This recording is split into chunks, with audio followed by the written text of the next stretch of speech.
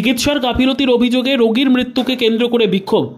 আসানসোলের কুলটির এক বেসরকারি হাসপাতালে জানা যায় কুলটির বিএনআর এলাকার বাসিন্দা ফিরোজ খান। পরিবারের সদস্যরা জানান কোমর ভাঙা নিয়ে ফিরোজ খানকে ভর্তি করা হয়েছিল স্বাস্থ্যসাথী কার্ডে। ফিরোজ খানের অস্ত্রোপচার করা হয় গত 5 তারিখে। এরপর ওই ব্যক্তিকে গত 7 তারিখে ছুটি দিয়ে দেওয়া হয় হাসপাতাল থেকে। এরপর ওই রোগীর অবস্থা খারাপ হওয়ায় মঙ্গলবার পুনরায় চিকিৎসার জন্য ওই হাসপাতালে ভর্তি করা হয়। এরপর ওই ব্যক্তি চিকিৎসাধীন অবস্থায় বুধবার মৃত্যু হয়। মৃতের পরিবারের অভিযোগ চিকিৎসার গাফিলতির কারণেই মৃত্যু হয়েছে রোগীর। ঘটনার প্রতিবাদে সঠিক বিচারের দাবিতে বিক্ষোভ দেখায় পরিবারের সদস্যরা। খবর পেয়ে ঘটনাস্থলে কুলটি থানার পুলিশ, যদিও চিকিৎসার গাফিলতির কারণে অভিযোগ অস্বীকার করেছে হাসপাতাল কর্তৃপক্ষ ও চিকিৎসক। 2 तारीख को मेरे पापा का पैर में चोट मतलब चोट क्या मतलब टूट गया था, उसके लिए हम भर्ती किया था श्री हॉस्पिटल में स्वास्थ्य साथी कार्ड के ऊपर। हम ये भी बोले थे उन लोगों को कि अगर स्वास्थ्य साथी कार्ड पे नहीं होता है इलाज तो आप बोलिए तो हम कैश भी अरेंज कर सकते हैं। तो ये लोग बोले नहीं स्वास्थ्य साथी कार्ड पे हो जाएगा। हम बोले ठीक है भर्ती कीजिए। भर्ती किए सर। उनके बाद उनको लोग मतलब 1 दिन के बाद हम लोग को बुला के बोला कि ऑपरेशन आज हम लोग करते हैं। हम लोग ने ठीक है कीजिए, बोला रिक्स है। हमने ठीक है हम लोग रिक्स लेते हैं। ये लोग रिक्स लिए, हम लोग रिक्स लिया, लोग ऑपरेशन किया है।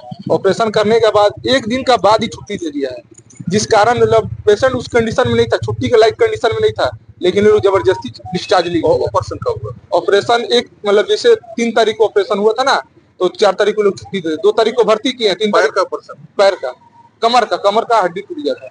उसके लिए मतलब वो कंडीशन में पेशेंट नहीं था मेरा, उस कंडीशन में नहीं था, फिर भी ये लोग डिस्चार्ज कर दिया पेशेंट को। हम लोग लेके चले गए घर। हम लोग को डॉक्टर बोला कि आपका पेशेंट ठीक है, तो हम लोग सब लोग डिस्चार्ज किया था 7 तारीख को डिस्चार्ज किया था। ये लोग बोले कि हम बोले कि सर मेरे पापा हमको नहीं लग रहा कि इस कंडीशन पे है छुट्टी का लायक, लेकिन ये लोग जबरदस्ती डिस्चार्ज करके हम लोग को छुट्टी दे दिया। 5 तारीख को ऑपरेशन আমার কাকু ভর্তি ছিল, ওনার পা ভেঙে গিয়েছিল, কোমর আর কি। সেই নার্সিং হোমে আমরা নিয়ে এসেছিলাম, এখানে অপারেশন করেছে ডক্টর 5 তারিখে, 7 তারিখে ছুটি দিয়ে দিয়েছে। পেশেন্টের কন্ডিশন ভালো ছিল না, তা সত্ত্বেও ওরা ছুটি দিয়েছে। আমরা বাইরে ব্লাড টেস্ট করিয়েছি, সমস্ত রিপোর্ট খারাপ। এই জন্য আমরা চাই হসপিটাল কর্তৃপক্ষের কাছে শাস্তির দাবি করছি। আপনাদের কি মনে হচ্ছে যে চিকিৎসায় গাফিলতি? চিকিৎসা পুরো গাফিলতির কারণে তার এই অবস্থা। কি চাইছেন আমরা ইনসাফ চাই। কিছু কথা হলো? এখন ওপরে গেছে, আরো দাদা ভাইরা আছেন, ওরা স্যাররা আছেন, কথা বলছেন ওপরে। আপনার নাম? আমার নাম জনাব বিসমিল্লাহ খান। কি বলবেন? দেখুন, এটা প্রথম থেকে বলা যায় যে এই পেশেন্টটা আমাদের কাছে এসেছিল একটি ফিমার ফ্র্যাকচার নিয়ে। ঠিক আছে, পেশেন্টের পুরনো অনেক হিস্ট্রি আছে, মেডিকেল হিস্ট্রি আছে, খারাপ হিস্ট্রি। যেমন পেশেন্টের একটা কিডনি প্রবলেম আছে, পেশেন্ট খুব আনকন্ট্রোল ডায়াবেটিক, পেশেন্টের একটা পাস্ট স্ট্রোকের হিস্ট্রি আছে, আরেকটা হচ্ছে পেশেন্ট পার্কিনসনের ওষুধপত্র খান। তো পেশেন্টটা ভর্তি হয়েছিলেন বোধহয় 2 তারিখে ভর্তি হয়েছিলেন। পেশেন্টের একটা অপারেশন করানোর দরকার ছিল, কারণ কি লং বোন ফ্র্যাকচার, ফিমার ফ্র্যাকচার। যদি পেশেন্টকে অনেকদিন ইমোবিলাইজেশন রাখা হয় তবে হাই চান্সেস অফ এম্বলিজম। তো পেশেন্ট রিলেটিভসকে সেইভাবে কাউন্সেল করা হয়। তো পেশেন্ট রিলেটিভসকে বলা হয় যে দেখুন কন্ডিশন এত কিছু খারাপ আছে, তো আপনারা যদি কনসেন্ট দেন তবে আমরা সার্জারির জন্য প্রসিড করব। ওনারা বলেছেন যে ঠিক আছে, দেখুন এটা তো অপটিমাইজ হওয়ার মতন কোনোটাই কন্ডিশন নয়, সুগারও আপনার 1-2 দিনে কমবে না, স্ট্রোক তো আগে যেটা হয়েছে সেটা কিছু করার নেই, পার্কিনসনও কমবে না, একটা হালকা নিউমোনিয়া ছিল সেটাও কমবে না, তো অপারেশন করুন। অপারেশন করা হয়। পেশেন্টের ক্রিয়াটিনিনটা বর্ডার লাইন ছিল, 3.14 এরকম ছিল। তো পেশেন্টকে আমরা একদিন রেখে পেশেন্টকে তারপরে ডিসচার্জ করা হয়। হ্যাঁ, পেশেন্টকে ডিসচার্জ করা হয় এবং ডিসচার্জে আমাদের মেনশন করা দেওয়া হয়েছিল যেহেতু উনি কিডনির অসুখের জন্য কোনো মেডিসিন আগে নিতেন না, সেটা এখানেই ইনসিডেন্টালি ডায়াগনোজ হয়েছিল। ওনাকে বলা হয়েছিল যে you consult a physician as well as a nephrologist, যে ওনাকে কিডনির জন্য ওষুধপত্র দেবে। এবার ইন বিটুইন যেখানে ক্রিয়েটিনিনটা বাড়া কমা হচ্ছিল সেখানে তার জন্য এখানে আমরা কিডনিটাকে প্রোটেকশনের জন্য লাইসিক্স ইনজেকশন, নেফ্রোসেপ, নেবুলাইজেশন, এগুলো সব চেষ্টা ঠিক করার জন্য অ্যান্টিবায়োটিক্স এগুলো সব দিয়েছিলাম যাতে স্টেবিলাইজেশন করে সার্জারিটা করে দেওয়া হয়। সার্জারি না করলে লং বোন ফ্র্যাকচারে পেশেন্টের কিন্তু অনেক সমস্যা হবে।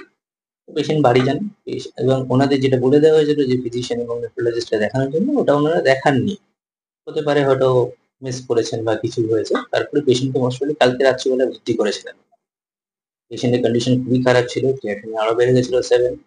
এবিজি করা হয়েছিল আর্টেরিয়াল ব্লাড গ্যাস অ্যানালিসিস, সেখানে he had a very severe metabolic acidosis. ঠিক আছে, হাইপোটেনশন ছিল, প্রেশার অনেক কম ছিল, অ্যারাউন্ড 80/40 এরকম ব্লাড প্রেশার ছিল।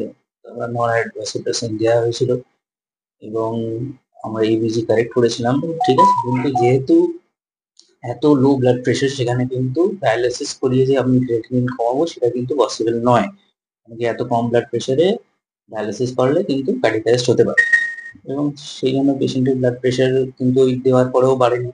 পেশেন্টের আস্তে আস্তে নিউরোলজিক্যাল মানে যেটা ইয়ে হয়, সিস্টেম ডাউন হয়েছিল, আরো জিসিএস খারাপ হয়েছিল এবং পেশেন্ট আজকে সকালে সেটা আমরা এক্সপ্লেন করেছিলাম পেশেন্টের, দেখুন পেশেন্টের কন্ডিশন কিন্তু ধীরে ধীরে খারাপ হচ্ছে এবং এর বাইরে আমরা যা যা করছি তার বাইরে আর এখন ইমিডিয়েটলি করার মতো কিছু নেই। কারণ কি একটা জিনিস করা যাবে সেটা ডায়ালিসিস, যেটা এত কম ব্লাড প্রেশারে কিন্তু করা যাবে না এবং পেশেন্ট আজকে সকালবেলা এক্সপায়ার। এবং ওনাদের মেন ইয়ে হচ্ছে যে পেশেন্টকে কেন ডিসচার্জ করে দেওয়া হয়েছিল তখন। তো সেটার জন্য একটা জিনিসই যে আমাদের ওনারা যে কমপ্লেন নিয়ে এসছেন, ওনারা কিন্তু পেশেন্টের যে ডায়াবেটিস সারানোর জন্য আসেননি, পেশেন্টের পার্কিনসন সারানোর জন্য আসেননি, ওনারা এসেছিলেন অর্থোপেডিক ট্রিটমেন্টের জন্য, যে ফিমার ফ্র্যাকচার আছে সার্জারির জন্য। তো সেই সার্জারি আমরা করে দিয়েছিলাম এবং যেহেতু ওনাকে আমরা ভেবেছি অ্যাসেস করে লেগেছিল যে ওনার যেহেতু নেফ্রোলজিস্টের অ্যাডভাইস লাগবে, আমরা লিখেও দিয়েছিলাম ডিসচার্জে, এই consult by nephrologist as well as physician, যে দেখে না আপনাকে পেশেন্টের পরে কিডনি ফাংশনটা ঠিক রাখবে, যদি ডায়ালিসিস লাগে ওনারা অ্যাডভাইস করবেন, কিন্তু সেটা ওনারা করেননি, ঠিক আছে। তো আজকে দেখা গেল হাসপাতাল চত্বরে উত্তেজনা বা বিক্ষোভ দেখালো, কি বলবেন? এটা দেখুন, দিস ইজ বেসিক্যালি একটা কারোর নিয়ার রিলেটিভ কিছু মারা গেলে একটা গ্রিফ পিরিয়ডে থাকে, প্রথমে একটা ডিনায়াল ফেজ চলে, ইউ নো ইট, ঠিক আছে। This was basically A phase of denial, ঠিক আছে, যেখানে আপনি যত এক্সপ্লেন করুন না কেন in medical terms denial phase চলে। তো পরে ওনারা সেই জিনিসটা বুঝেছেন, বুঝে তারপরে ওনারা অভিযোগ করছেন যে আমরা চিকিৎসা গাফিলতি করেছি। না, এখানে গাফিলতির কিছু নেই, ঠিক আছে। যদি in case you need any papers from us, যদি কোনো আপনাদের ব্যাগের টিকিট লাগে, ask for us, we will give it, we will provide. সেখানে সমস্ত কিছু লেখা আছে, এমনকি the consent they have given for surgery, the patient has a very high risk intraoperatively as well as postoperatively, সেটাতে ওনারা সাইনও করেছে, ঠিক আছে। বিদ্যা, ব্যবসা, চাকরি, জটক বিচার, বিবাহ, পারিবারিক অশান্তি, সন্তান লাভ, বাস্তু সমস্যা, আরো যে কোনো সমস্যার সমাধানের একমাত্র সেরা ঠিকানা জ্যোতিষী প্রসাদ রায়। আর দেরি না করে আজই চলে আসুন প্রসাদ রায়ের কাছে। আমাদের ঠিকানা RC80 Bengal Ambuja city centre, Durgapur 16, near Jorhat rotary.